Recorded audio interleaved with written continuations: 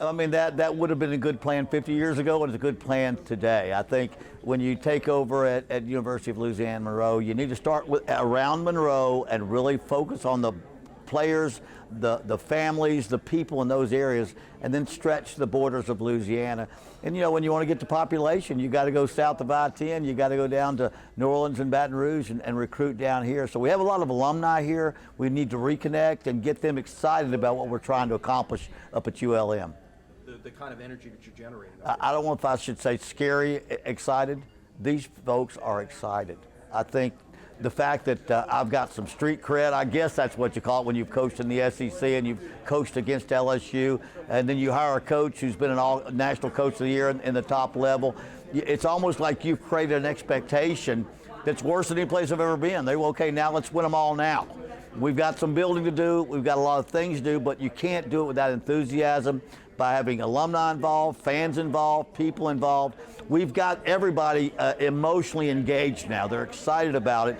Now we're trying to reach out and reach it to them and then get them to come support the program, come to games, and get excited about what's happening right now at ULM. Well, this year's different. I mean, I've been a head coach this is my 6th university I've been a head coach, and everything's different. This year's especially different. They signed 13 high school seniors in December before I got the job.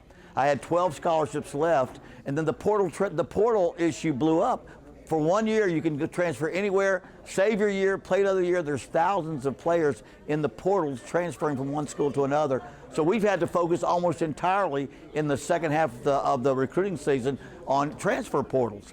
Now, so we've gotten great kids, we've gotten great response, and so now we're just starting to get back into the 2022 high school players. I'll be here tonight. I'll be at the LSU football camp tomorrow, watching players over there, talking to high school coaches. So many of the high school coaches and players will be at LSU.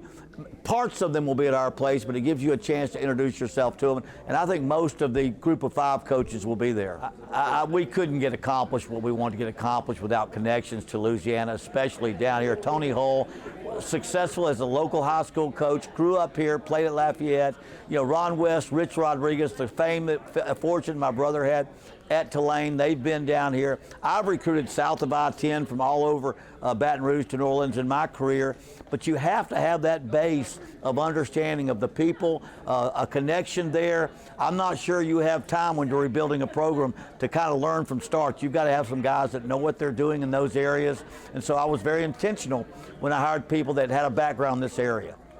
Well, I've been very proud of our players. I imagine I haven't had quite that kind of season, but in taking over programs, I've had some tough seasons, and they've been through a lot, and they've been called a lot, and they've been accused of a lot or blamed for a lot, and they're eager to join anything they feel that can get them to a new level. They have been the most receptive of what we're doing because they want to win. And we got some pretty good players. 2 years ago, I mean, the previous 2 years to last year, we were one game away from being bowl eligible 2 years in a row. And the last team that we beat was Coastal Carolina, that if this playoff they're talking about now had been there last year, Coastal Carolina would probably have been in that playoff. So they see this light at the end of the tunnel, and they have been very good at buying in. And that's what you want from your returning players. Buy in, but know that I'm going to create some competition with these transfers, these young guys. I'm going to create competition, and it's either going to make you better or put you on the scout team.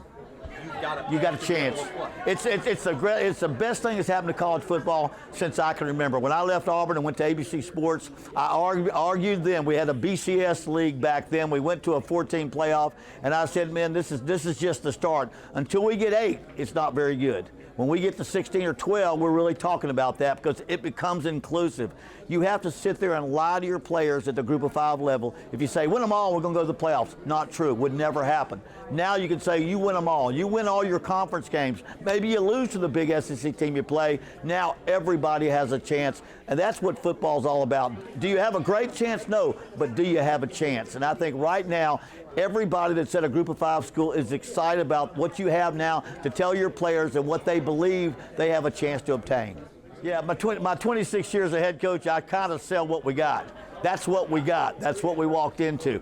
Well, what will I tell people? If we're playing well, we want to take a time off. We want to make sure we continue to get better every single week, and we don't get stale. I've seen many teams take a week off, and they lose that momentum that they gained. So that's my sell, obviously. Always a later break is probably best because you're resting up some injured players. But what we will do is really, we need to get better early, because that's what we need to do as much as we can.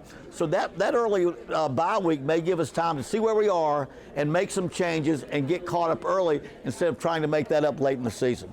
Coaching. Well, we'll have Bobby Bowden on our sideline. DEION, probably the greatest athlete my father coached at Florida State. He's 91 years old, but he and my mother are coming to our first home game. And I've already got it planned. Don't you know that DEION and my dad will meet in the field before that game, and they haven't talked face-to-face for 20 years. It'll be a great moment. I'll be shocked if that game's not sold out, and if it's not a national story, because DEION and my father, those were great times for DEION and great times for my father.